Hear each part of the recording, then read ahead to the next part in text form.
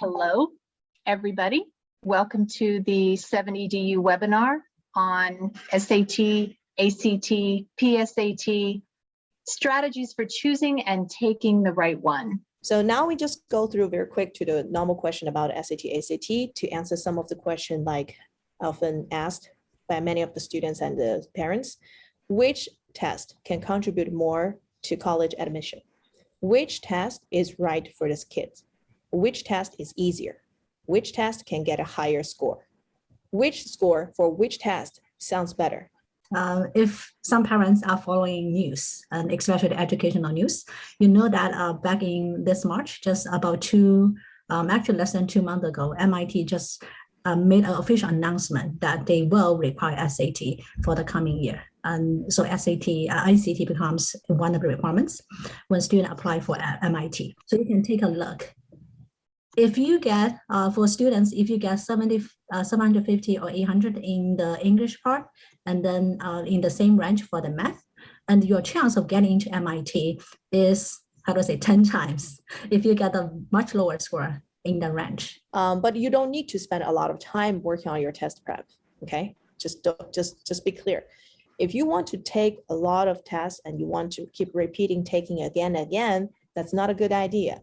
So before we suggest like no more than 3 times. And now because of the competition, we suggest less than 2 times.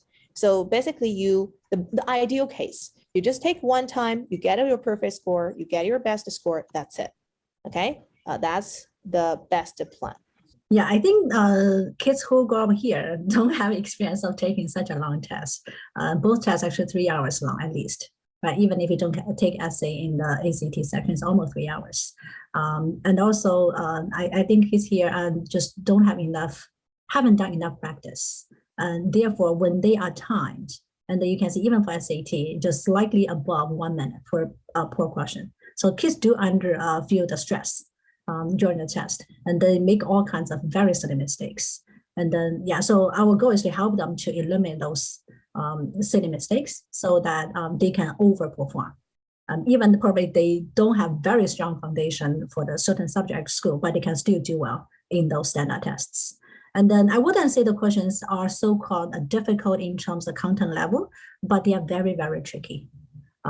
It's very different. They are very different from the school tests. So essential component of SAT, ACT that combines content knowledge, test strategy, and a practice.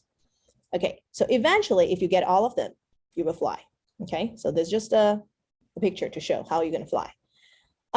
However, maybe because the students here, like Dr. Yan mentioned, they hate taking practice, or maybe because everybody thinks taking tests is stupid. I don't know why. And many students just to tell me, oh my God, my mom forced me to take it. I hate it, Then when I asked them like, why you hate it? And then they just told me an answer that has surprised me. They told me because everybody hated it, because my teacher told me we don't need to, because they say taking the test is no good. So let's just break the first myth. Practice make perfect. I know a lot of parents think about that, right? So they bought the book. The book is like this thick. I have many of them here. My students throw it to me, dump it to me. I have many of them. So when you carry out, literally, I need to bring it, So when you bring out the thick book like this, okay, and pretty much you have to buy at least 2 to 3, you tell me where are they going to start it, how are they going to start it? And I don't believe practice make perfect, because when you do practice, the mistakes are repeating. And the question that you can actually do right, you are wasting your time to do it again, right? So reading skill, I know many students and parents, they know they love reading. They love reading books, they love reading fictions, but doesn't count, because in the real test, they test you not only fiction, but also history, science, humanity, everything else.